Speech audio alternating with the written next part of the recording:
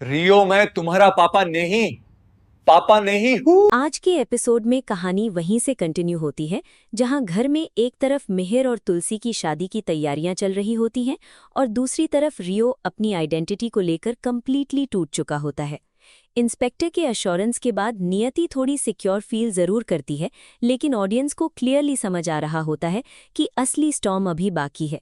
रियो के दिमाग में बार बार वही फ्लैशबैक चल रहा होता है कि जिस इंसान को वो बचपन से अपना फादर मानता आया वो उसका असली फादर ही नहीं निकला। ये सच उसके लिए एक्सेप्ट करना बहुत मुश्किल हो रहा होता है। उसके थॉट्स में अंश का नाम बार बार आ रहा होता है।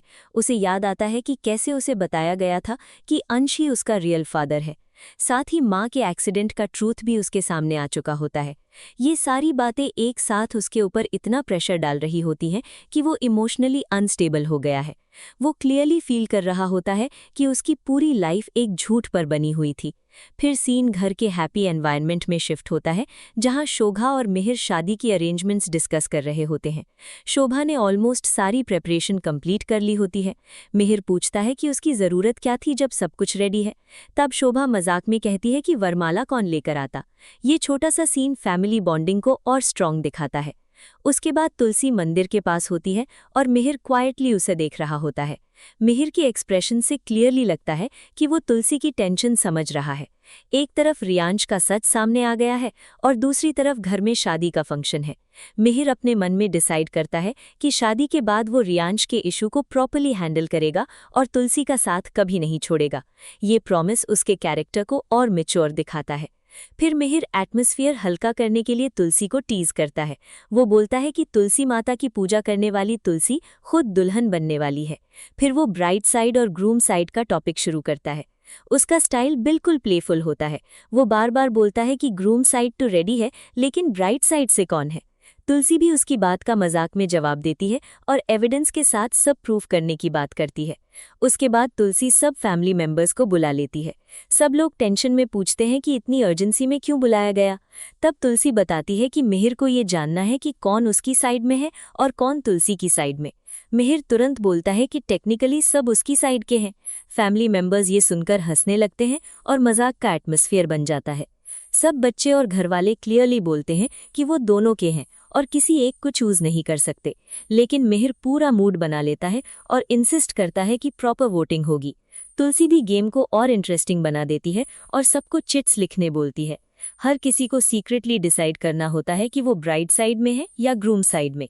नंदिनी को स्पेशली करण का वोट अरेंज करने बोला जाता है क्योंकि वो घर पर नहीं होता। ऋतिक और गायत्री भी इनविटेशन देने गए होते हैं तो उनका वोट भी इम्पोर्टेंट बताया जाता है। सब लोग मजाक मजाक में सीरियस वोटिंग करने लगते हैं। मिहिर पॉकेट मनी वाली फनी थ्रेट भी दे देता है कि जिसने उसका नाम नहीं लिखा उसे पैसे नहीं मिलेंगे। ये सुनकर सब और ज्यादा हंसने लगते हैं। फिर वोटिंग रिजल्ट अनाउंस होने लगते हैं।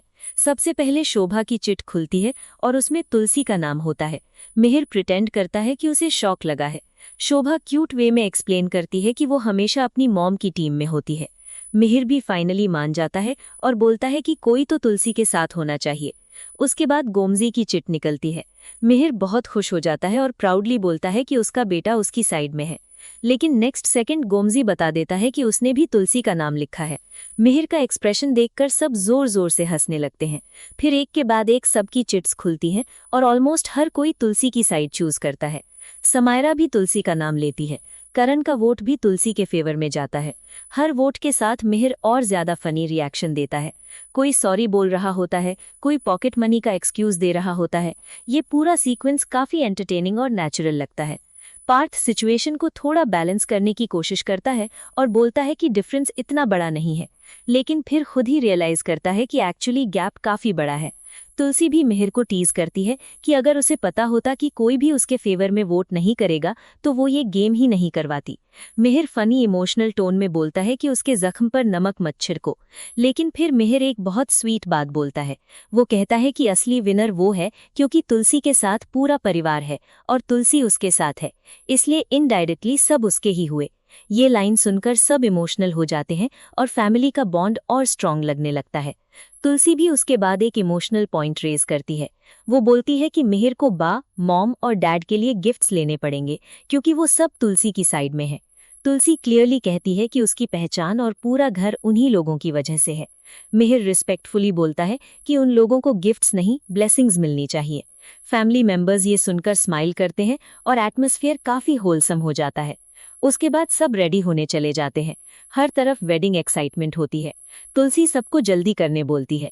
किसी को हेयर सेट करना होता है, किसी को आउटफिट रेडी करना होता है। शोभा को ऋतिक, परी और गायत्री को कॉल करने बोला जाता है। घर में एक नॉर्मल हैप्पी फैमिली फंक्शन वाला फील आ रहा होता है। लेकिन इसी हैप्पीनेस के बीच स्टोरी फिर से रियो की तरफ शिफ्ट हो जाती है। रियो रूम में डिस्टर्ब्ड कंडीशन में होता है। उसकी आंखों में फ्रस्ट्रेशन और कंफ्यूजन क्लियरली दिख रहा होता है। वो कर्टन्स बंद करने बोलता है क्योंकि सनलाइट उसकी आईज में लग रही होती है। तभी पार्थ उसके पास मेडिसिन और ड्रिंक लेकर आता है। पार्थ कामली उसकी केयर करने की कोशिश करता है और बोलता है कि मेडिसिन ले लो, बेटर फील होगा। लेकिन रियो का रिएक्शन काफी कोल्ड होता है। वो डायरेक्टली बोल देता है कि तुम मेरे फादर नहीं हो, मेरे अंकल हो, इसलिए अननेसेसरी केयर करने की जरूरत नहीं है। ये सुनकर पार्थ विजिबली हर्ट होता है, लेकिन वो पेशेंस लूज नहीं करता। पार्थ उसे समझाता है कि ड्रिंकिंग और गुस्सा सिचुएशन को चेंज नहीं करेगा। वो बोलता है कि सच को प्रोसेस करने में टाइम लगेगा, लेकिन हेल्थ स्पॉइल करना सोल्यूशन नहीं है। लेकिन रियो कंप्लीटली इमोशनल ब्रेकडाउन में होता है। वो क्लियरली बोल देता है कि उसे कोई एडवाइस नहीं चाहिए और उसे अकेला छोड़ दिया जाए। इसी बीच नंदिनी का करण को फोन आता है। वो पूछती है कि वो निकला या नहीं, क्योंकि पेरेंट्स की मैरिज मिस हो जाएगी। करण कैजुअली बोलता है कि वो डेफिनेटली टाइम पर पहुंच जाएगा। ये नॉर्मल फैमिली कॉन्वर्सेशन सुनते ही रियो और ज्यादा इमोशनली अफेक्टेड हो जाता है। रियो सडनली पार्थ से पूछता है कि तुमने कहा था तुम्हारे पेरेंट्स घर पर हैं, लेकिन वो तो उसके ग्रैंड पेरेंट्स निकले। वो रियलाइज करता है कि उसकी पूरी फैमिली उससे छुपाई गई थी। फिर वो सार्कास्टिकली बोलता है कि आज उसके ग्रैंड पेरेंट्स की शादी है और उसे कुछ भी नहीं पता था। उसके बाद रियो का फ्रस्ट्रेशन और ज्यादा बाहर आता है। वो बोलता है कि शायद घर में किसी को उसके बारे में भी नहीं पता होगा। वो इमोशनल टोन में बोलता है कि अब वो पार्थ को डैड नहीं बल्कि अंकल बोलेगा। उसका ट्रस्ट कंप्लीटली ब्रेक हो चुका होता है। पार्थ फाइनली सच एक्सप्लेन करने की कोशिश करता है। वो बोलता है कि वो किसी को कुछ बता ही नहीं सकता था, क्योंकि नियति की कंडीशन डेंजरस थी। वो कोई रिस्क नहीं लेना चाहता था।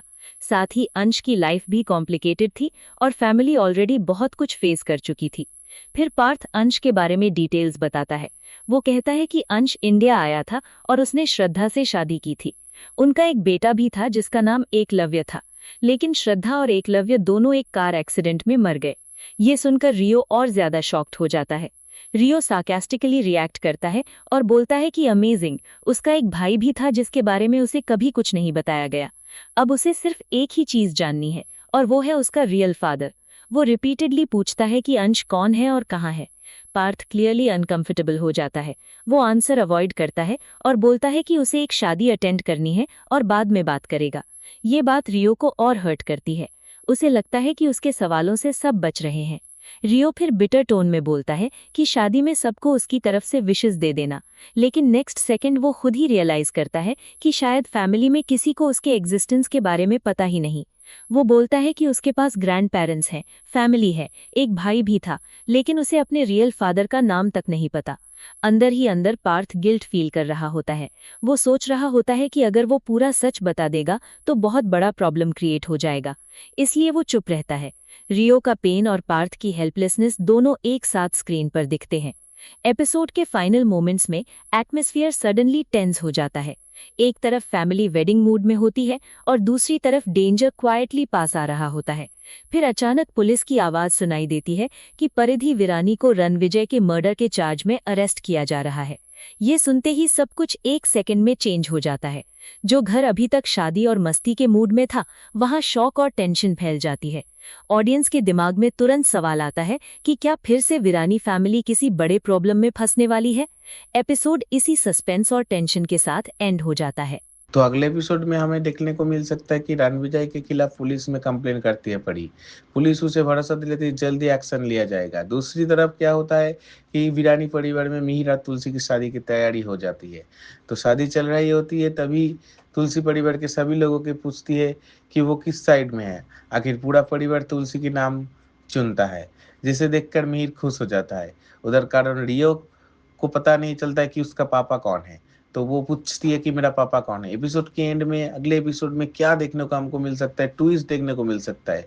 मिहिर और तुलसी की शादी बीच में रुक जाएगी, पुलिस आ जाएगी, या उन लोगों को कुछ नहीं होगा, पूरा शादी कंप्लीट हो जाएगी और रियो भी मान जाएगा, या क्या होने वाला है? रियो क्या सामने आएगा, या रियो पीछे से ही कुछ करेगा, या रियो कुछ प्लानिंग कर रहा है? तो देखने के लिए आप लोग सब्सक्राइब करके रखिए और अगले एपिसोड में देखिए, और कमेंट करना मत भूलिएगा।